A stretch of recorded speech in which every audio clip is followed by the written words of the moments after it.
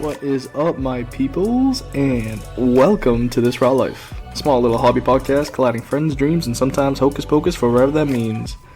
Today's episode, I go off on a couple tangents, and we also get to know Mr. Ibeto, another diverse athlete competing in this year's Clash Cartier 2 happening on March 2nd. Now, whether a genetically modified raccoon escaping that insane military research complex, or just a dude looking at that easy DIY job that couldn't take more than the rest of the day, you better start looking into your plans for the rest of the week. All the same, thank y'all for tuning in, and I hope I enjoy. What the fuck? Hope you enjoy what we got for you today.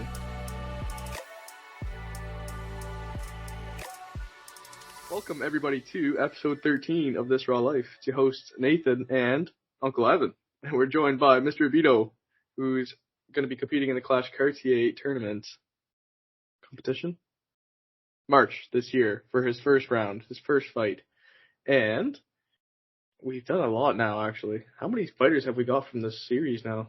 We almost have all of them. We got to get maybe three more. Next week we have Ibeto and Tarian, and then I still have to get Danny, Chow, and Daniel. Right? Okay, yeah. No, we've done quite a few now. Anyways, sorry, I got completely sidetracked. Almost got everyone. Almost got everyone. Mr. Ibeto, how about you start us off? Tell us a little bit about yourself. What you got up to this weekend? What's going on? Where are you from? Where I'm from. Okay. So nationality, I'm Nigerian, but I was born in New York, Bronx. So I've moved around a bit. Like my dad was a diplomat, so we moved around a lot. So Nigerian nationality wise, but was born in America, and obviously I grew up and lived most of my life in Canada. No kid. Yeah. And you guys did good in the African Cup of Nations as well. Congratulations. We did good, but we should have brought it home. It's all right. Croatia was there too, man. I feel it. We were in the finals. We lost that. I know. So I feel you, man. It sucks. I think it hurts more when you're close. If they have gone on the first round, I think it wouldn't hurt as bad as losing in the finals. No, at least you have that ride. You have those memories. Now my kid, after watching the Croatia World Cup, we have those moments we watch together. We go bonkers every time there's a goal. I'm sure you guys do. Yeah. And that's what he loves now. He's like, hey, when's the next Croatia game? But same like you. When's the next Nigeria game? So sick, man. You guys did awesome. Yeah, it was good. It was a good tournament. It was fun. It was excitement. But talking about Croatia, I still remember Croatia taking us out of the World Cup. I think it was the year they won it. The year Modric won it. Croatia took out Nigeria out of the World Cup. You guys had a good team, man. Yeah. We got a little lucky. I mean, just sometimes you get lucky and that's it, man. Nathan's actually a big soccer guy too. Yeah, do you play soccer yourself? No, so kind of weird. So in Nigeria, soccer was the thing. So I did play soccer when I was in Nigeria, but when I came to Canada, I was tall. So they were trying putting me in basketball. So after it was weird because after I got to Canada, the only thing I played, I played different sports, but my main sport was basketball. I stopped playing soccer, but my brothers did and my sister did. Nice. Were you competitive basketball then? You went up right through rep, university, college? Oh, yeah. So I only went through high school. I had one chance to play for college, but decided not to. But yeah, I played all the way through AAA basketball. I also did lacrosse, Gaelic football, every sport possible. I was trying. Yeah, I did Gaelic football for 2 years. I tried. Hey, I was the goalie. It was pretty fun. He's a big boy, man. I sparred him this weekend. He's a tank. He's big. He's strong. That's it. Those big hits, you're gonna rely on those big hits for the fight coming up, eh? That's it. So, anyways, how often are you training nowadays? Are you 4, 5, 6 days a week? You're hitting boxing and cardio, I think I'm one of the bad ones that try to. I try to go when I can. I do the shadow boxing on my own, but since I'm in school, sometimes it doesn't line up to me to get into the sparring sessions much. But I'm trying to catch up now. But I'm feeling good. For the fight. I love it. It's a fun sport. It's out of all the sports I've done, I think it's one of my favorite. It's the cardio, man. Just make sure you don't have enough in the tank for round 3. Roger. So what'd you guys get up to on the weekend? I want to hear about what your lives are like outside of this. Like outside of your work, school, training for boxing. What do you guys get up to on the weekends nowadays? Well, this weekend was the Super Bowl. So yes. had my parlays, had my bets going. Did you win? There? No. Oh no. I won one. I put the Chiefs to win, but like most of it was like on the San Fran side because I'm not a Chiefs fan. I was betting against them. But usually I'm like watching sports. I'm big on like fantasy football, big on basketball. I still like the New York Knicks are my like favorite team. So that's usually what I'm doing, usually watching sports. How about you, Uncle? Yeah. How about you? With me, it's all about my kid's soccer. So I'm driving him somewhere to soccer every single day. And then, soccer, I come back, I have lunch with the wife. And then let's say on Sunday, I have to go right away to boxing for a few hours. And then sometimes my kid comes with me, so it's a little easier on the family. And then like after we got the Super Bowl, and then just trying to get those tickets sold. You know what I mean? Yeah. So that's the plan. But Nate, what about you? You're one of the fittest guys on our national team here for Canada. So tell me, like, how often do you train? How much do you train? I know you were saying you keep streaks of like you haven't drank for a few days or you stretched and worked out for a number of days. Tell us more about your routine. So, maybe if someone wants to copy you or follow you, if it helps anyone, that's the whole plan, right? So, 100%. So I'm training. I actually had to cut back soccer a little bit because I'm going to be going for ankle surgery soon for removing a cyst out of my right ankle. Oh. I had it actually all of Ireland, and it got a lot worse when I started back up in the new year.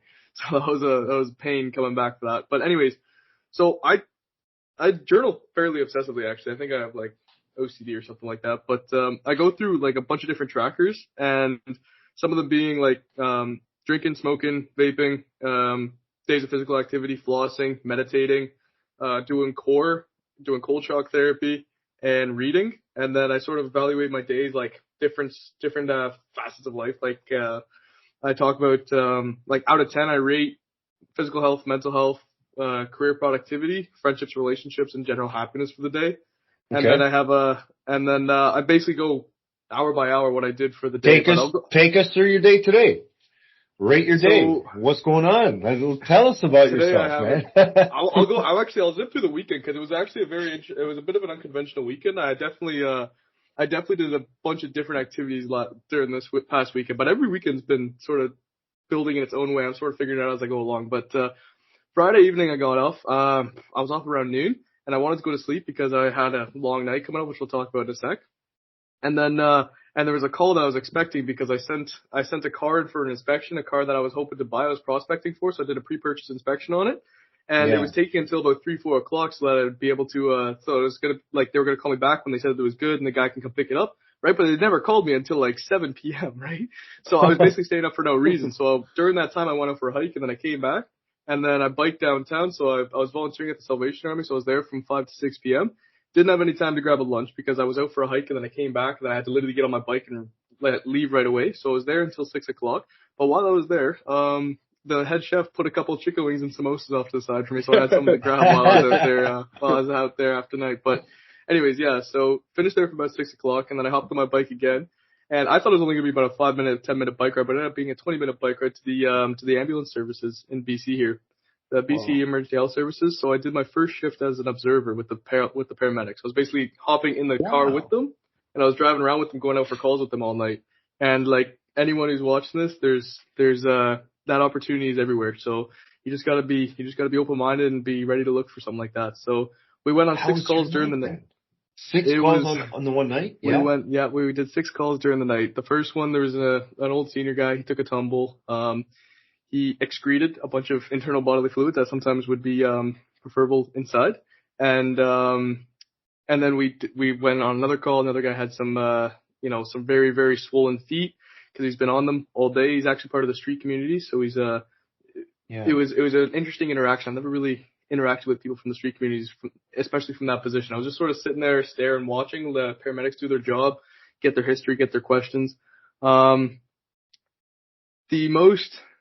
not going to go through all 6, but the most interesting one was there was one guy, I think he was on Enzo's or something. He was like a really heavy overdose. He smoked a crack pipe, and he was stumbling through the middle of traffic throughout all the night, and the police caught him off, took him off to the side, and by the time we got there, like, he was so incoherent, and it was very interesting having trying to listen to them try to talk with this guy. Like, he was just head down, drooling, and just like talking, like making mumbling noises, but that was his only form of communication. And there was a comment that I asked one of the paramedics, and I asked her, I said, I wonder what's going through his head right now. And I thought that was an interesting, like, take, right? See what she thought. And she said, yeah, I never want to imagine it. And immediately there, that shut down the conversation, and I just stopped and stared and thought about it for a bit. And that completely changed my direction of the night. Right. So anyways, I was there from 6:30 p.m. till 6:30 a.m. and then I hauled ours back. So bike back, I was back around 7 o'clock. And then I met up with my mentor and I spoke with him for about an hour. And then I passed out for 8 hours. So I slept. And then I got up, did some rock climbing, hung out with my mentor for the rest of the night. That's awesome. Yeah, we were just catching up we were pretty tired by the end of the night, but, and then Saturday, that was Saturday. And then Sunday, we went to an African drum class. We went to a No free way. drumming workshop. Yeah. So we went to a free drumming workshop, and then I went to go watch the Super Bowl with a bunch of friends after that. So one of my biggest regrets was actually during that African drum class throughout the weekend. And there was a moment where we had like 10 different parts of a band like playing. Like, some people were on drums, people were on like the Rainmakers, some people were on like these different set of bass drums. Somebody was at the front guiding it, and then some people were on like these African xylophone things. They had like the gourds or whatever with like, and they were making some really cool noises, like a rainforest or a jungle sort of noises. And they wanted me to get up and dance, and I didn't know. I was so close, and that's my biggest regret. I was too shy to go up and dance. But anyways, that's pretty well how my weekend went. And the Super Bowl was pretty dope. I don't pay attention to football at all, but the environment was electric that I was in. I was very, very, very fortunate to be in that. So Nate, what made you start journaling your day? If you don't mind me asking, what made you start? Yeah, that's a great question. Yeah, no, actually at the end of the day, so one of the philosophies that I've learned during my time is that from ages 0 to 7, that's some of the most essential parts of your year, and any sort of habits or trends that you want your kid or your whoever to adopt during their lifetime, you share during that, or you share with them during that time, or you implement it, or you control it during that time, and you share with them those specific skills. And one of the skills that my dad showed me was journaling. And ever since like 2006, it's been like here and there. It's come back in different ways. And it's weird now. It's sort of like manifested into its own version of clarity and accountability for me. So it's almost like a basis of responsibility and accountability. It's what it's turned into. I got like 5 journals now, man. It's crazy. That's pretty cool, man. I got different ones. Like, I got research, subjective journaling, objective journaling, health journal, and then a gratuity journal. So one thing I'm just like happy about, health is sort of like anytime I stop and start different supplementation, vitamin supplementation, creatine, stuff like that. And the other 2, like objective journals, like hour by hour, what I do every single hour, all my trackers and stuff like that, right? So how long it's been since I've done this. Subjective journaling, a little bit of creative writing, right? So write whatever I want, different ideas that come to mind. And then the last one, the research is just anything that I find interesting, has to go in there. So different philosophical ideals, right? Different medical conditions, different, eating dark chocolate, why go into the water why go into the ocean water, right? Like, there's a lot of different side effects that I can just ask Google, ask GPT, and then, write it down, right? Take notes. Anyways, that's what I got up to this weekend around 5. You're a busy guy, man. That's amazing. And so Nathan obviously started this podcast. And, he asked me to join, help him out, and here we are. And then, doing the Clash of Car Chase series. So, Ami, we want to know more about you. Like, tell us more about yourself. Like, you told us already where you're from and everything, but like, how's your training going? Like you're fighting Josh, who's another heavyweight. It's gonna be a tilt, man. It's gonna be a big rocky fight. Like, Nate, I sparred him this weekend, man. He could punch, man. I was trying to eat after Super Bowl. I'm like, oh man, my jaw's a little sore. No, it's gonna be a good one. I'm looking forward to it. Like, I'm a big like UFC fight fan. I'm a big boxing fan, so I've always been like kind of like athletic and coordinated. So picking up the boxing aspect of it was kind of like easier for me. It was the cardio like I struggled with, because all the sports I'm used to, like I said, I didn't play soccer where it's like you gotta keep that constant pace or that constant like cardio. I'll do like short, like, basketball, you run back, you get a break on defense a little bit, like little breaks in between. So doing something like boxing where it's like you gotta be go, go, go, and you don't control the tempo, like the guy you're fighting, like for example, Josh, when I sparred him once, he was controlling like the tempo, so I couldn't get my breaks in. Or like when you would just advance. So that's like where I'm like trying to work in, is like how to like control my cardio, because like the power's there, like, I'm very good at picking it up quickly, but it was like being able to like, when the person's controlling the momentum, being able to stay at their pace. But I'm really like excited. Like, it's going to be a good one. I want to, like, there's a lot of emphasis of like coach saying it doesn't want to be a brawl. He wants it to be a box, to be entertaining for the fans. So that's what, like, people are paying money. So I want to make sure like the people who are coming to see me, or the people who are coming to see Josh, or the people who are just coming in general, are going to come and have like a good time, feeling good about like spending $40. Yeah, no, it's awesome. So when we were sparring, how was your cardio in the third round? Oh, gas. I was feeling like the first round I was feeling good. The third one I start noticing like I'm always thinking. I'm still like, even though I'm tired, I'm thinking.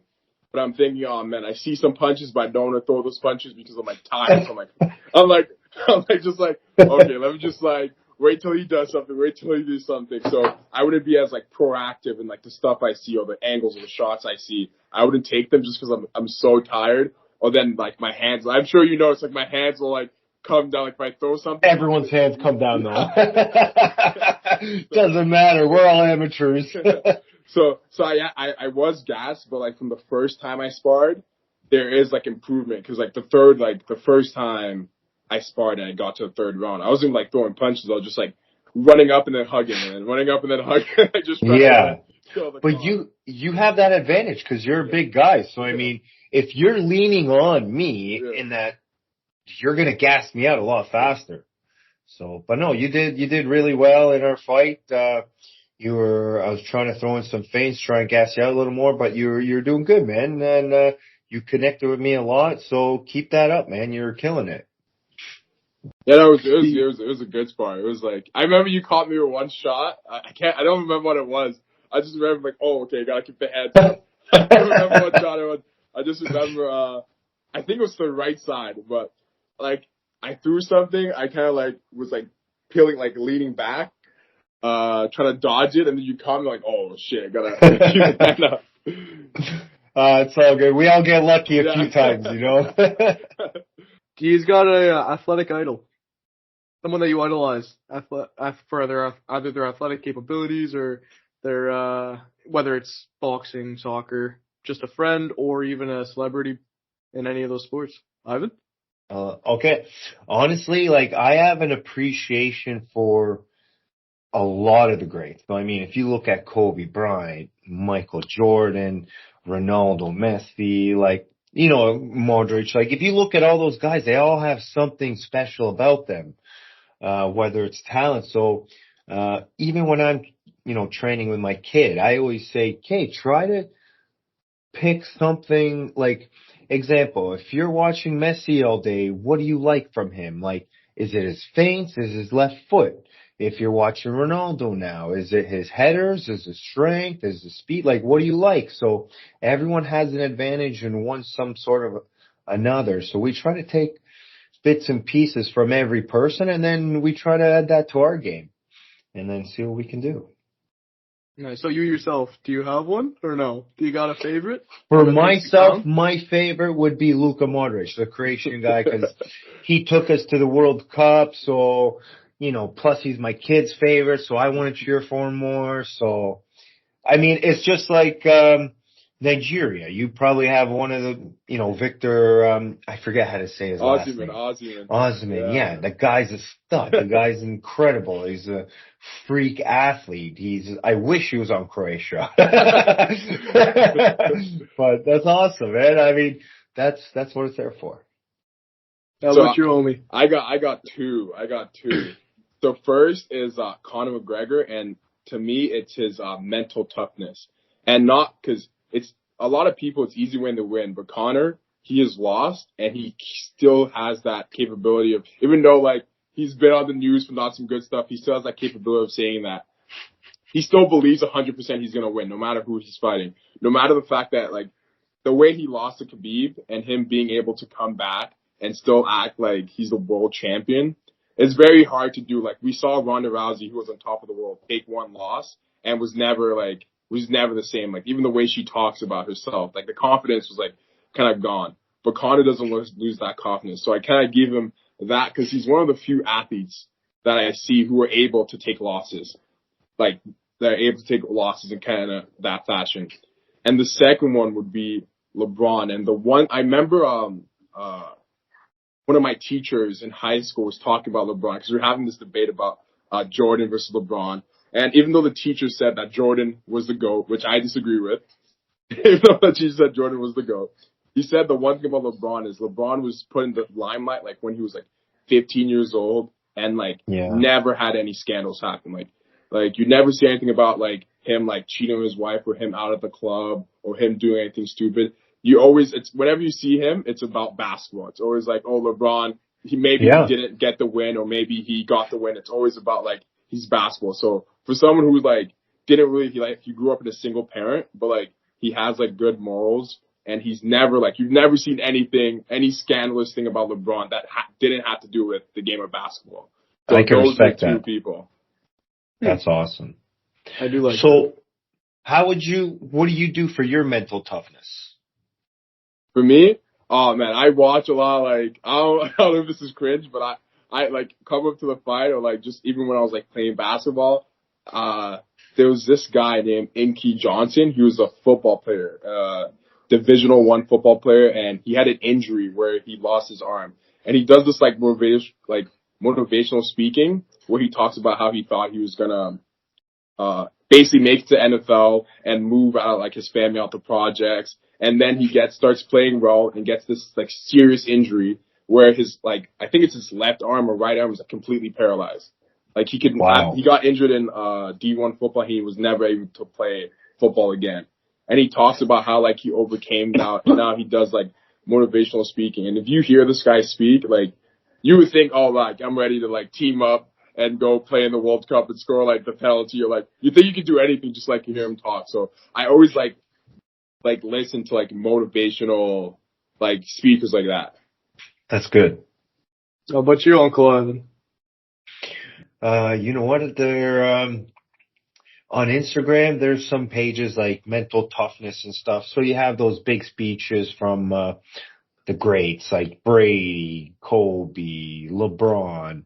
And then you see those halftime speeches that get everyone pumped up. So it's pretty sick, man. Like, it gets you in the game and then it gets you thinking, like, holy cow, like, can I get to the next level in whether it's boxing, soccer, or basketball, anything, right? So it's pretty cool. So, it's fun to watch. What about you? Like, what do you do for mental toughness? Clearly, you're doing the journal, and that's keeping you going. And I think it's an excellent idea because, I mean, I try to do it. I just can't do it. It's a lot of work, man. So, I mean, I got a lot of respect for you. Thank you. No, it's definitely taken its own trajectory of growth, to say the least. But the journaling, like there's one of the strategies I implement in my journal entries every night. It's like 2 roses, 1 thorn, 1 bud. And that's something I'd love talking about. It's like 2 things that are good, 1 thing that's bad about the day, and 1 thing I'm looking forward to. But at the end of the day, like, you journal for like 10 minutes a day, and that's not enough for like the really lows during the day. And and I think that everybody has that irregardless. And it's almost like a depth perception that I fall back on when I'm really feeling low. We're so insignificant. Like at the end of the day, we're so minute in our eternal existence and like the impact that we're gonna make on the community at large and society in general. And I think that reminding yourself of that insignificance pushes me and motivates me to want to become something more than just somebody just cruising through. He's got a couple videos posted up, done a little bit of things here, a little bit of things there, but it makes me want to become and fight for creating something that's going to last forever. Yeah. No, I saw, right? I was looking at a few of your episodes. It's pretty cool. And you do the journaling, obviously. So, I mean, that's awesome. And then you're doing a lot of interviews with other communities, which is incredible, just connecting everyone. So good for you, Nate. And, again, congratulations for starting this podcast. It's a big step forward for you, buddy. It wouldn't be where it is without you, Uncle Ad. At the end of the Hey, day. here to help, man. And Mr. Ibeto, you as well. And Ibeto, he's actually part of the Governor General Foot Guard's committee. So he's part of the social team. So he's a big part of the Governor General Foot Guards. It's amazing. He's been helping all year. We try to do an event every month, and he's a backbone. And then now getting him in the boxing ring, it's going to be sick. Right. So what events have you helped out with or been a part of with the Governor General Foot Guards then on the committee? Yeah. What have you guys done? So they've been trying to get me to do it for like last year, and I couldn't. So this year I was like, okay, I'll do it because we're trying to bring back some of the old culture and like how the mess was before like COVID and a bit. So we're trying to like rebuild it. So this year we decided we want to do like an event every month for people to come to. So we've done like little parties like the Halloween party, Remembrance Day. We had like a UFC fight night where we got like people to come in and bring their friends and come to the mess and watch the UFC. But I think the best one was weekends at Ivan's, where we went to the cottage and like we had the guys cooking like chicken, cooking food, and we spent like the weekend at Ivan's cottage. I think that's like something that people want to see us keep doing. Hopefully Ivan keeps allowing us. I'll keep going for vice president. This way I can be the right-hand man of any new president, and it'll be a little easier to sell to my wife as well. Hey, Governor General Foot Guard's cottage weekend. Now that's awesome. How many times have you guys done events? Hosted events at your place there, Uncle Ad? I just started this year. Just to try and get the trend going, see if there's enough interest. So there is, and a lot of people want to make it even bigger. So we're going to try and do it at the beginning of every military year, just so before people go on courses and stuff. Let's get a big party going and, invite all the new and former guards and just make it one big, community. Trying to help each other out as much as we can. I like that. Omni, so you're fighting Josh here. He's another big boy. So do you have any big strategies moving into this fight? Like, I know you watch a lot of UFC. Like, are you taking any notes from that? Obviously, no kicking. So Josh, he's one of the few people actually taller than me. Not taller than me, but long. He has a good length. He also did Muay Thai for a bit, so he does have experience. But one thing I noticed, he gets frustrated when I sparred him, he gets frustrated very easily. Like, he shakes his head a lot, like when he gets caught. When I was sparring him, every time I would hit him, he'd shake his head. But also, something I didn't do, but I've been practicing, whenever I'd hit him, I'll notice he kind of closes his eyes. So I'd hit him and he'd take a step back. So usually I'll throw a jab. But what I notice, if I'm hitting Josh with the jab, I gotta go for like a 1-2, like get those combos in when I get him. Cause he always kind of tenses up when he gets hit. And Josh, he always kind of tenses up when he gets hit. So I've noticed I gotta, once I hit him, I gotta throw in combinations. Because he does his which is, even I do it sometimes when you get hit with a big shot. But I notice even whenever I jab him, whenever I throw something in his face, he's kind of anticipating, and he kind of goes like this. another thing is one thing he's very like quick. Like he always throws 1-2, never just throws the jab. So he always throws like a 1-2. He's very like traditional with how he punches. Like he always throws 1-2, 1-2, 1-2, 1-2. So it's easy to read him, but it's also hard because it's fast. Like it comes at you like very, very fast.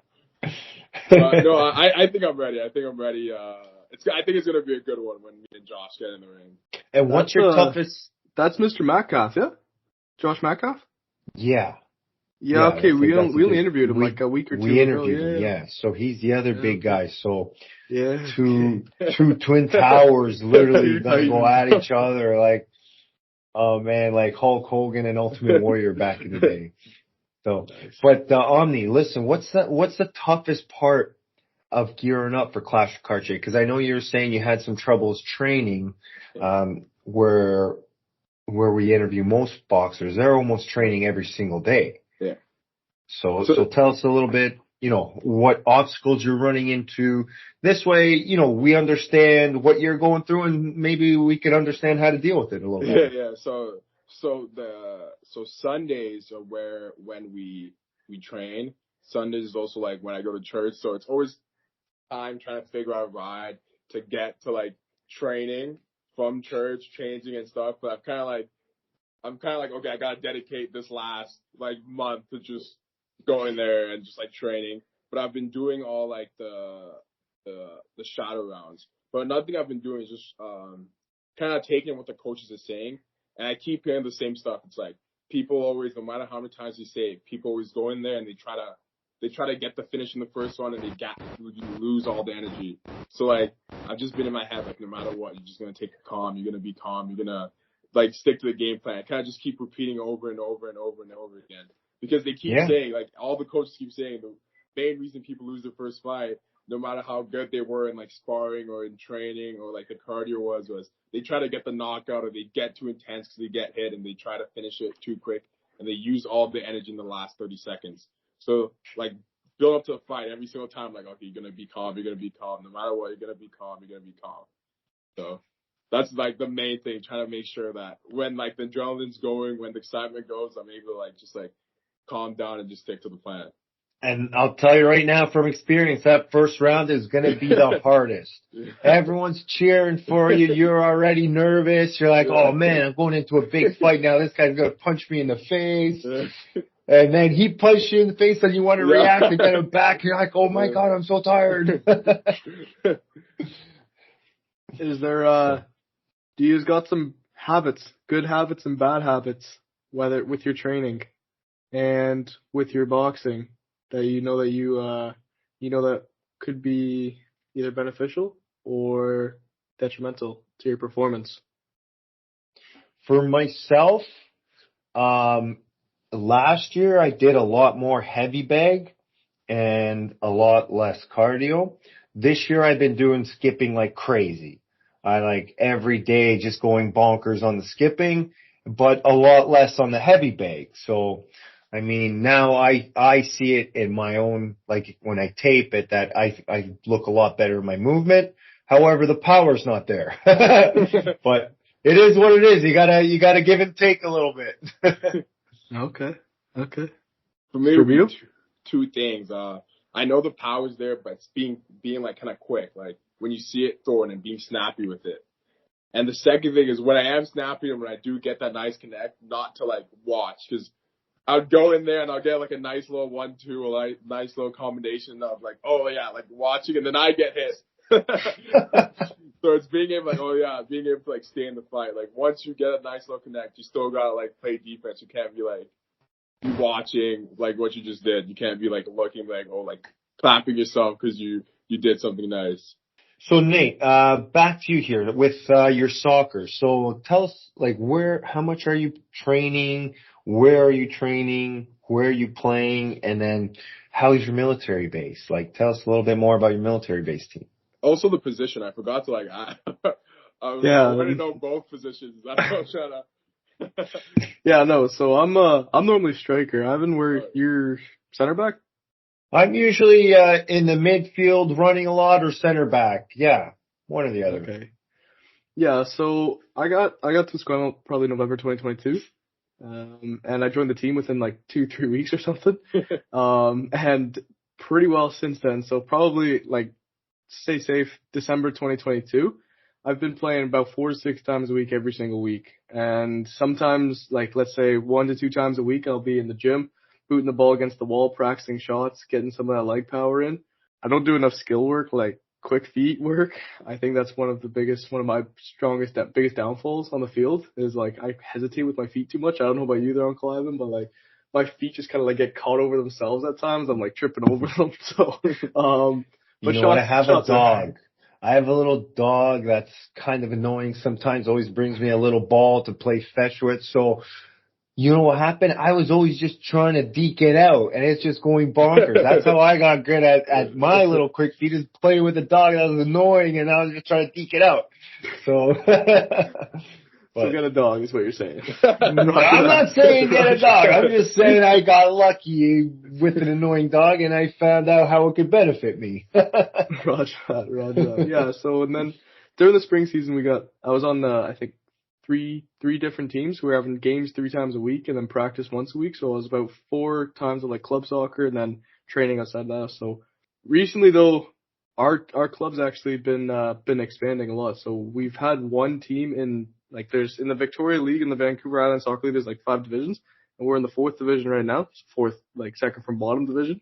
That's our base military team, and they're looking to split it up. So one team in the 5th and one in the 4th, which would be 2 different teams, and they're gonna like take some of the players and put them up into Div 4 in case Div 4 is looking for players. But that's like 2, 3, 4 times a week.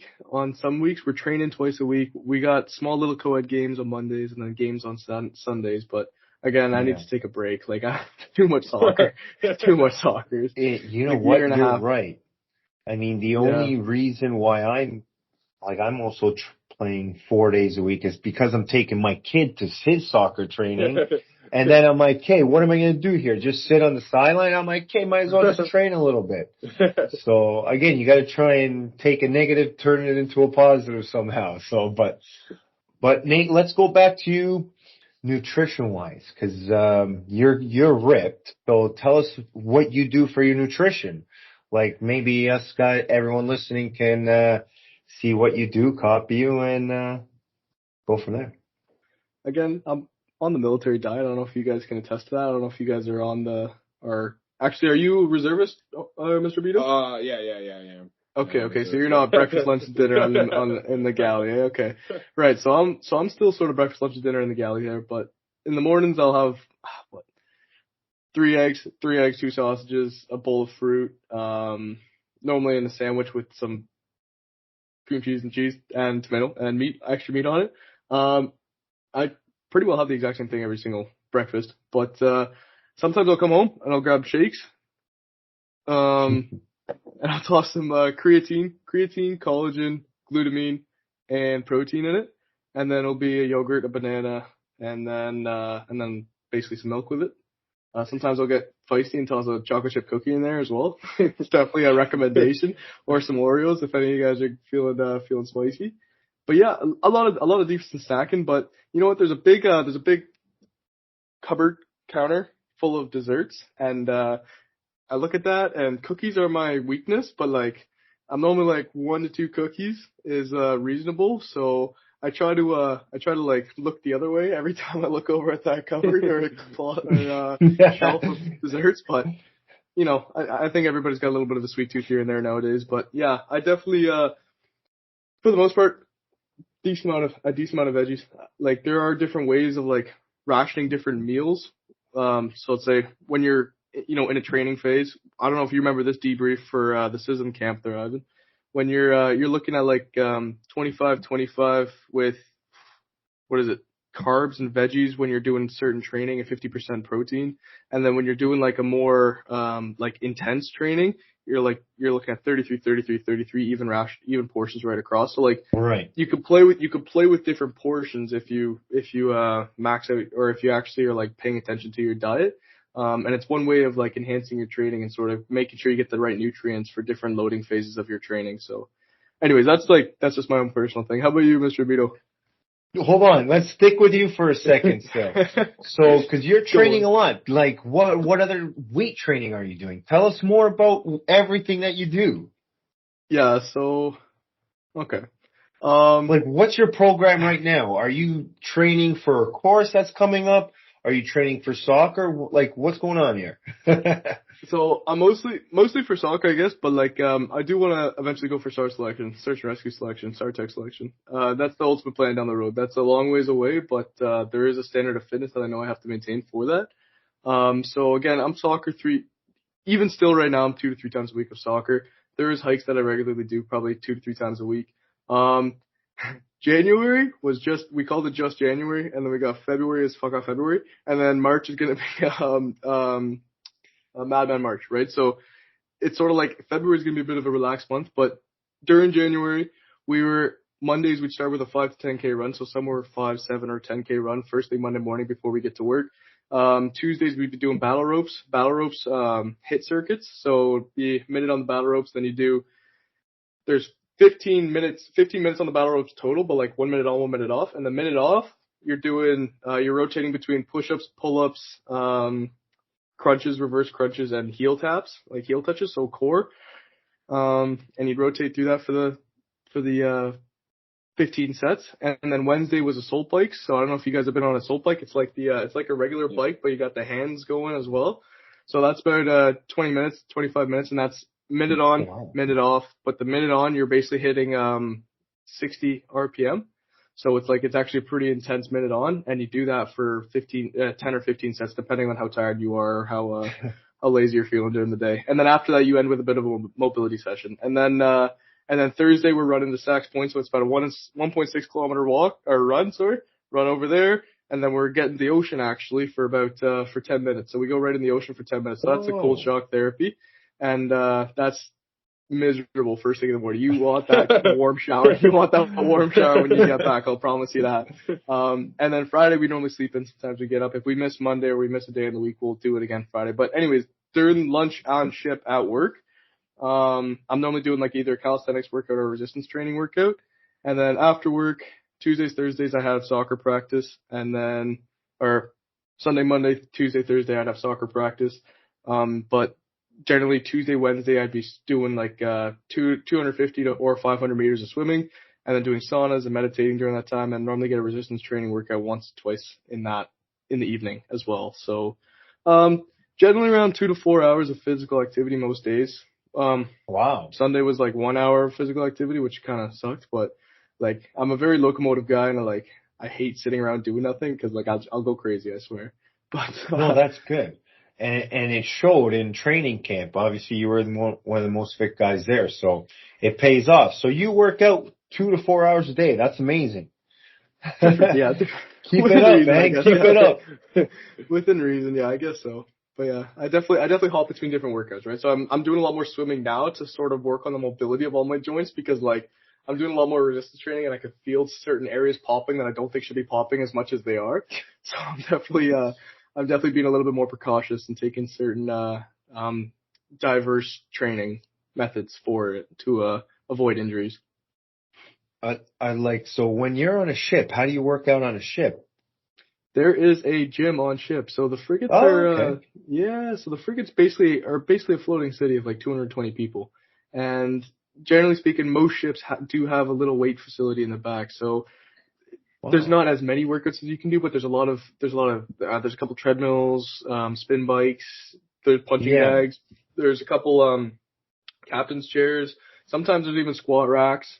Sometimes there's leg presses, right? So there's actually and obviously a lot of weights and like small mats and elastics and stuff like that, right? So there's definitely a lot of there's a lot of physical activity that can be had at lunch on ship, but being able to get out and do it is a whole other thing. Like having the motivation to get out and actually go in at lunch when you're starving and you're like, I need to eat. But yeah, and you guys squeeze a workout in at lunch?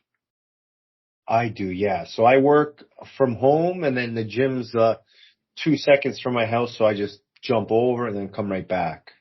So actually, Omni and I live close to each other, so I go to the Anytime Fitness there. So I just go in and out. as much as I can, right? So especially with fight night coming, you know, if you're not training every day, you're going to be in a world of hurt, you know, come fight night. The other guy's going to be ready and your head's going to be ringing. So, Mr. Vito, did you get your stretching in? I don't. That's the one thing I don't do. I don't stretch. That's the one thing I always lack. I even like when I'm starting sports and that I always hated stretching.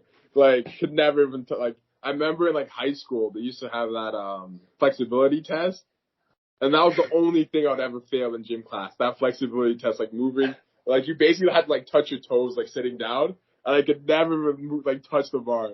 So yeah, I do need to stretch more, but no, I still get the workout, and I use the Carlton gym, and I also did build like a make home gym in the basement of like my house, my mom's house.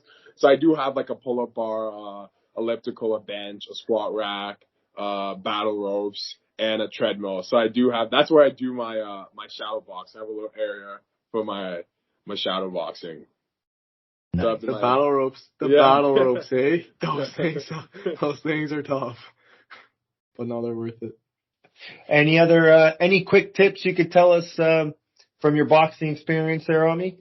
Repetition. So one thing is I noticed was whenever you're throwing those jabs, like you start off like Sunday. We start off the Sunday. We're doing skipping rope, which I find fairly easy. What gets to me is like you throw so many jabs throughout the day that. Like when you get to like sparring at the end, or like you notice like it's hard to even keep your hands up. It's hard to even like throw your jab. Yeah, you're not used to working. I don't know what muscle it's called. I don't know what muscle it is. But what's working there? Yeah, you're not used to like working that muscle. Like man, it feels like it's a workout just like trying to keep my arm up after like throwing so many jabs. So like what Coach Steph told me was like he was like, man, you're really good at those jabs, but you gotta like try to get like 300 a day, 300. No matter what you're doing, just like throw jabs, work that muscle, so that you don't feel like that tiredness that comes with like just having to keep your hand up and having to throw that jab. It's muscles, like you know, I've done a lot of sports, so I'm like a pretty fit guy. But when you're doing boxing, I find there's like muscles you're not used to using. You know, like these muscles you're not used to using, and you start like, oh my god, like just keeping my hand up is like a workout. What's your favorite exercise in boxing?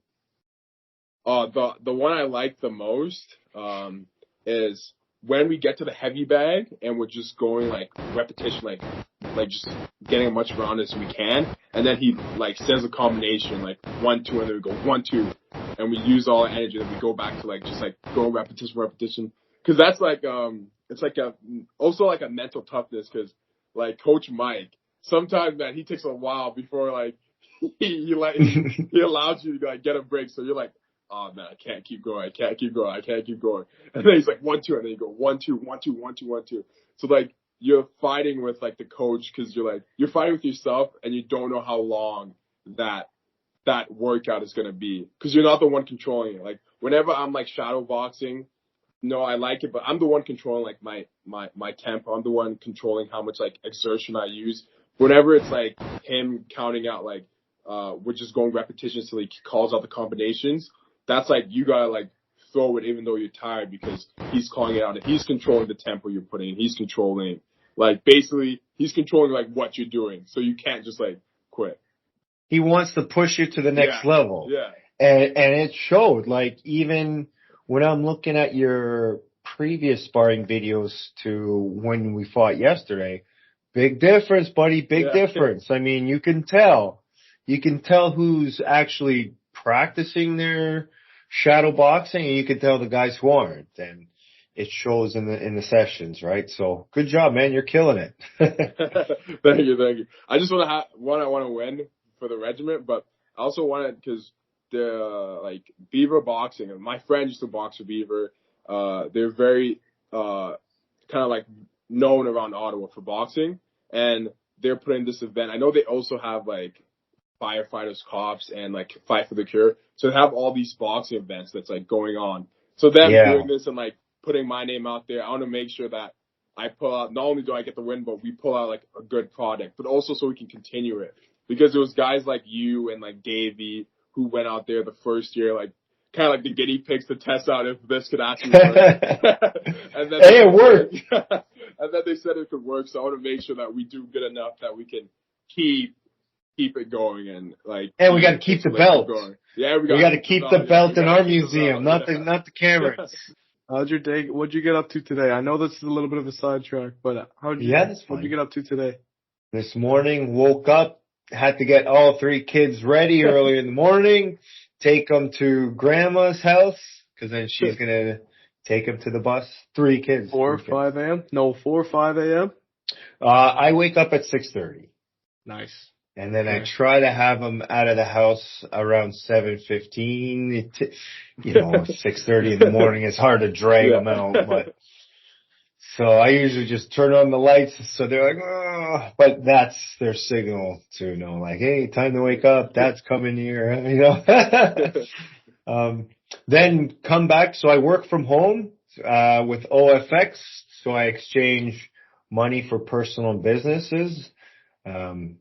Just if you have US Canadian or vice versa, that's what I do. Make it easy. Then right after I finish at 4:30, we pick up the kids, and I usually got to take them to soccer. Today's my one day off where I do the podcast with you, though, so it's pretty cool. And then meeting new people every week. So Mr. Ibeto this week, and always someone else every other week. It's amazing. So thanks, Nathan, for letting me join your podcast. Of course. No, it's a pleasure to have you on. And Mr. Ibeto, take us through your day.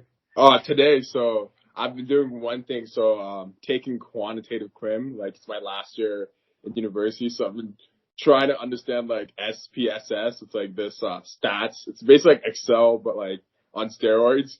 So I've been trying to figure out to like punch this data for this huge assignment, like taking it's like old crime stats, and I'm punching it into the system to create. Can't you use AI? You can't. The way it's done is like the teacher's very smart. So for his quizzes, the answers you could get AI to do it, but for like the way he does it, like the AI actually would give you the incorrect information. I don't know how he did it. Yeah, I don't know how he did it, but he asked the questions in a specific way that you either have to reword, like you have to put in a lot of work to reword the answer. It'd be easier just to like actually put in the data, but it's not too bad. It's not too bad. Just taking numbers from one thing and then putting it into another thing, and you go on YouTube and Google how like turn it into a graph or a pie chart and all that stuff. So yeah, that's all I've been doing, like trying to figure out how to go around SPSS. How about you? Get some training in today, or did you get a nap time in? No, so I do. So I'm a night animal. So I do my stuff I like doing it like at night. Like I like doing it because usually like there's always like calls or texts or stuff going in the daytime. So I usually work out like at night, like around like 11 to 12. But I don't get as much sleep as I should have. Yeah.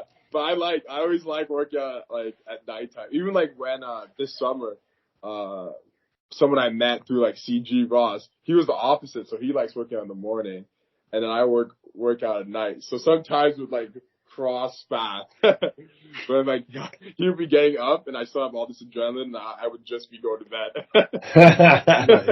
Nice, awesome. Yeah. So Nate, Mr. Ibeto. So, is there any last remarks that maybe you could tell our listeners? Where we could find you, if you have an Instagram we can follow, and anything to promote yourself. Here's the one last chance. So gonna give 2 shout outs. One to my Instagram, it's like OME Ibeto, IBETO.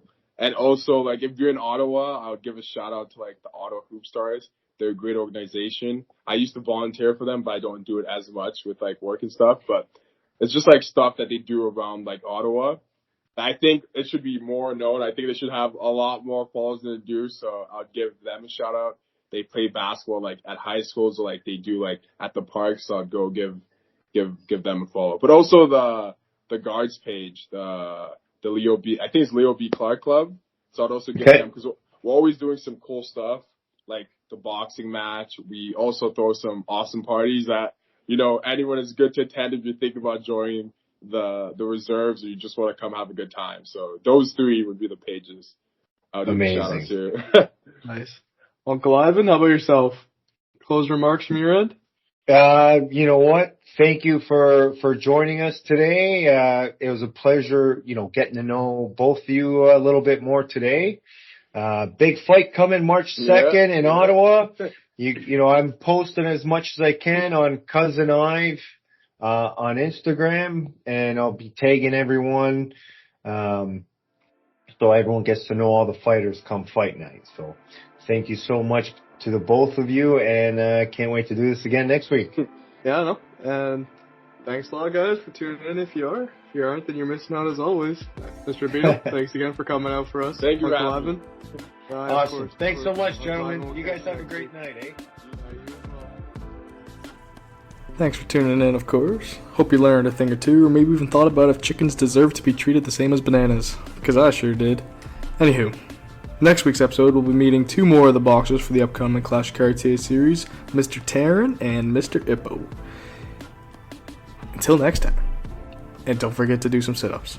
Because we're all doing too much core nowadays, right?